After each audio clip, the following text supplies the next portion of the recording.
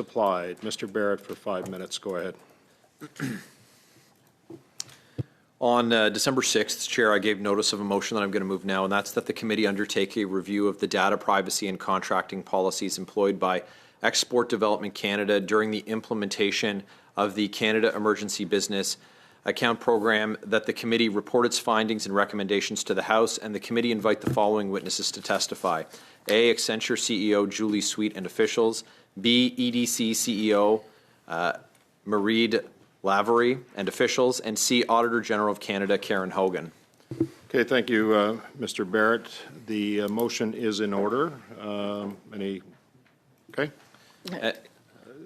Do you want to speak on it? Okay, go ahead. Indeed. Mr. Davis, I am going to ask you to leave if you want. I expect that with the transition to the next panel and some discussion on this, that will conclude your testimony before the committee. As I said earlier, the clerk has made note of the requests of committee. She'll share that with you, and the expectation of the committee is that you'll send that back to us in a reasonable time frame. The clerk will provide a date to provide that information by, and it won't be Christmas Day, I guarantee you that. So thank you, Mr. Davis, for your testimony. I'm going to go to Mr. Barrett now. Thank you, sir. And go ahead. Chair, just for everyone, if we can have the text of the motion. Okay. Usually you give us some indication of what's coming. Madam Clerk, was that motion sent to committee members previously? Yep. December 6th. Okay. Yeah. So we'll send it out to you, but I'm going to go to Mr. Barrett to keep things going here. Ms. Shanahan, go ahead, Mr. Barrett. Chair, on the 2nd of December, the Auditor General did issue a report that is the basis for this motion. This was Report 8 on the Canada Emergency Business Account with respect to the COVID-19 pandemic. It's an independent auditor's report. And on the 2nd of December, there was widespread media coverage on this very issue, and then notice of motion was given and distributed in both official languages to all members of the committee on December the 6th, so they've had ample time to become well apprised of both the motion and the situation in the official language of their choice.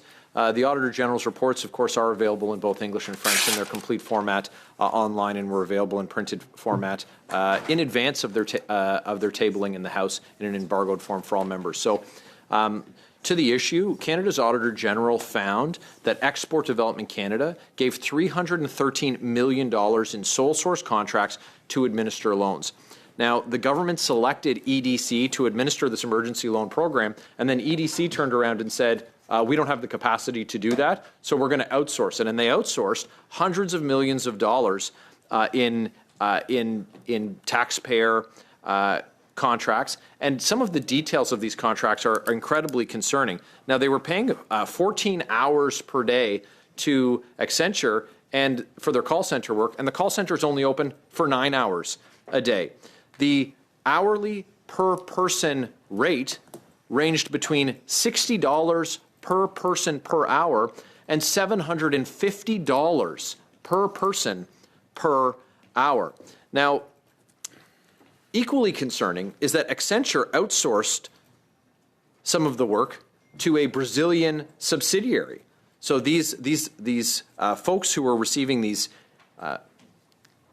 generous is an understatement of these rates at $750 per person per hour to administer this program that EDC was supposed to be delivering. I'm quite certain that there's no members of the public service who in their capacity as public servants are being paid $750 per hour.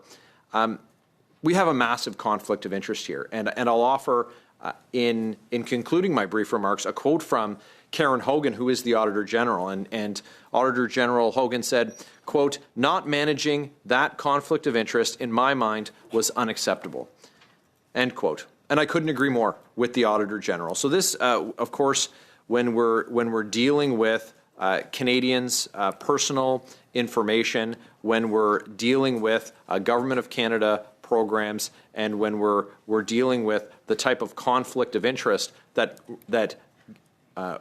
gave rise to a great concern and was deemed, quote, unacceptable, the conflict of interest being deemed unacceptable by the Auditor General. It, of course, fits within the mandate of this committee. It's important. I don't think that the study would take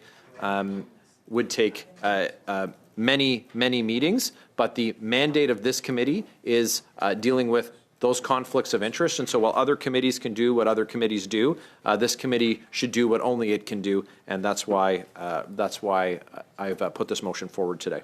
Okay, thank you, Mr. Barrett. I don't see anybody else.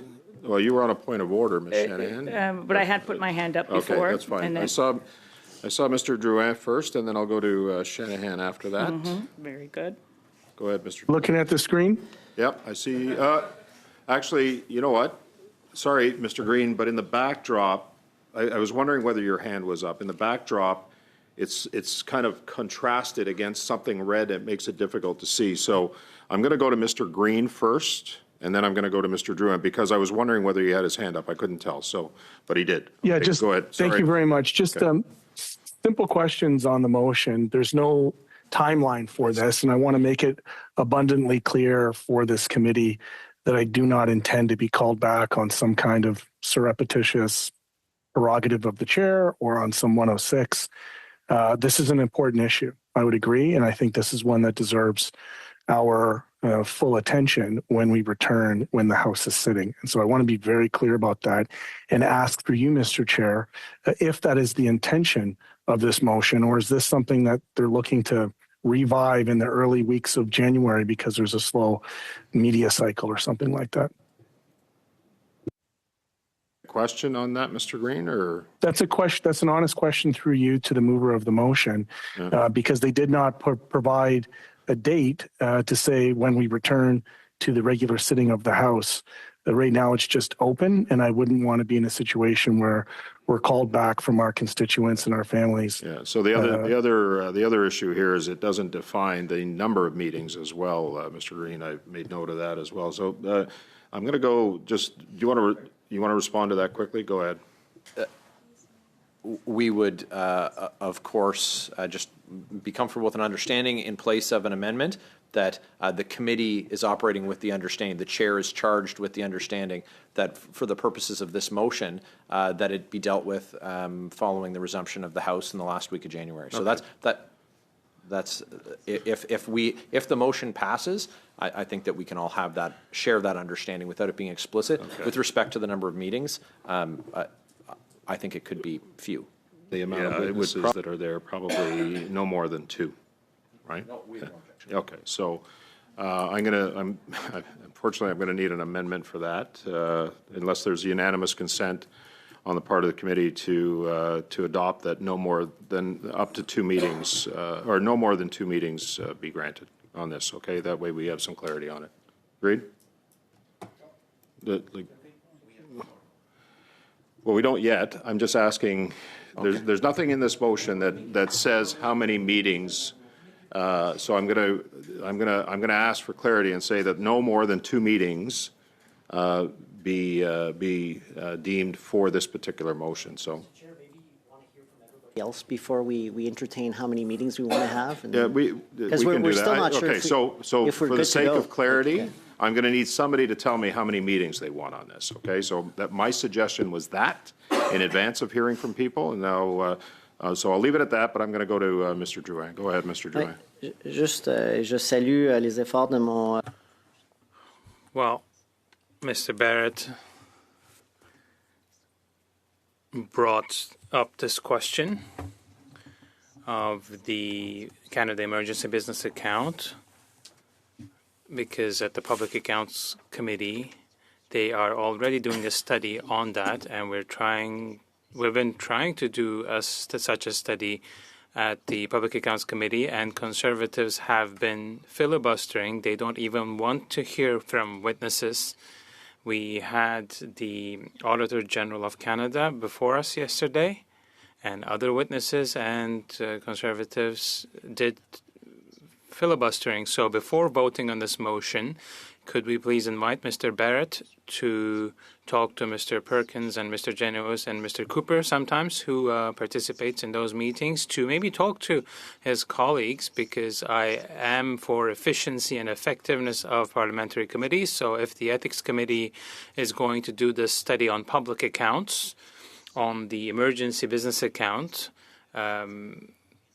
we don't want to waste taxpayers' money. So in that case, we will not do that at public accounts. I know it's Christmas. We are in a hurry to pass motions and go back and say that I did something. But I would invite my colleagues to have a discussion with their other parliamentary colleagues. I want to make sure we're not doubling services or parliamentary accountability, and I truly believe in it. But we have many reports that the Auditor General has presented on December 2nd. We have one on seniors. We have one on Canada Summer Jobs that she has tabled, or that was tabled in the House.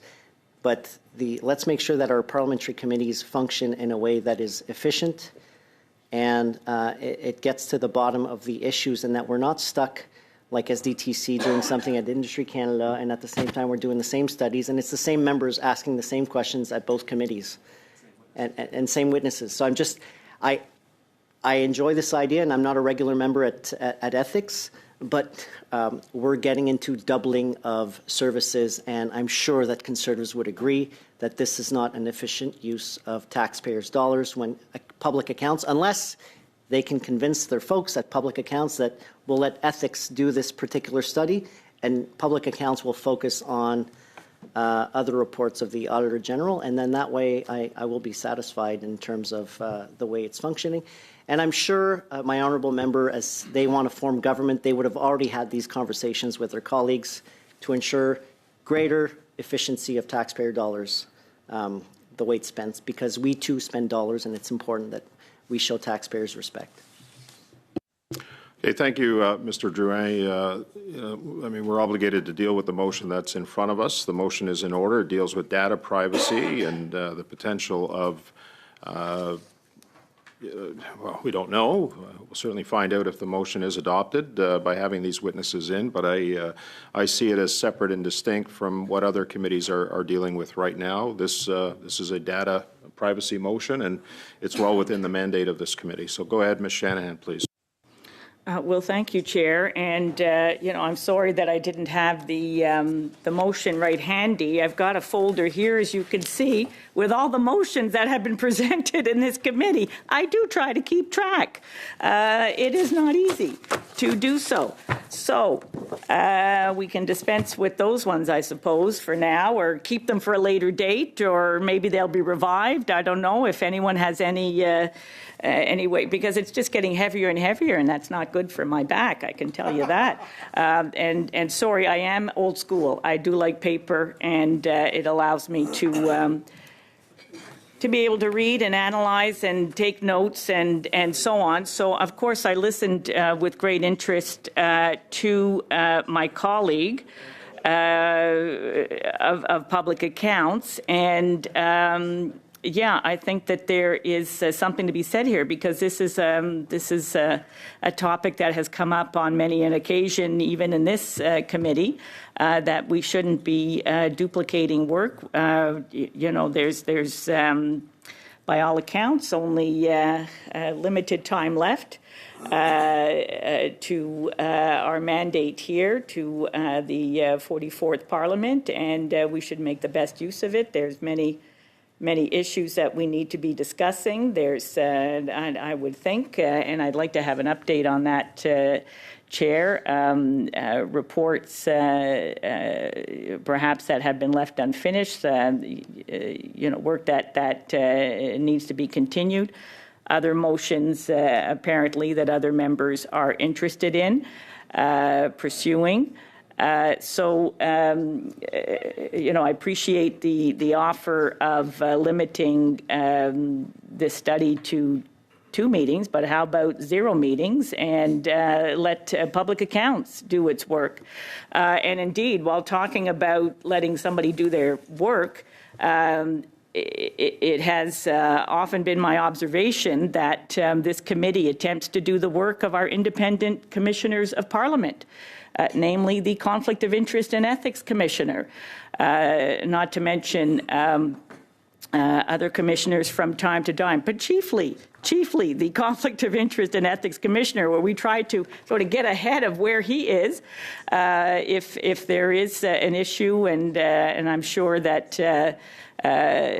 members are very capable of alerting the commissioner if they feel that there's an issue of conflict of interest, as are, of course, any members of the public, anyone who is concerned with this situation, that they would make that known to the commissioner. And as we have seen him do before, in some cases repeatedly on the same complaint, 1, 2, 3, 4 times, to come back with the same conclusion, which apparently was not sufficient for members at that time.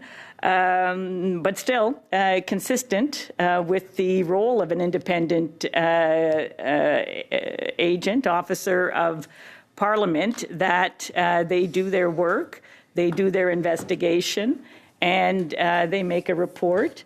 And that is something that I certainly would suggest. So as it stands, I cannot support this motion. Thank you. Okay, thank you, Ms. Shanahan. And just for the benefit of the committee, we do have the CSIS director and other officials from CSIS in the room to discuss TikTok in our next panel, but I am going to go to Mr. Fisher because he's next on the list on the motion. Thank you, Mr. Speaker. Then in respect to the witnesses that are here, I'll be quick.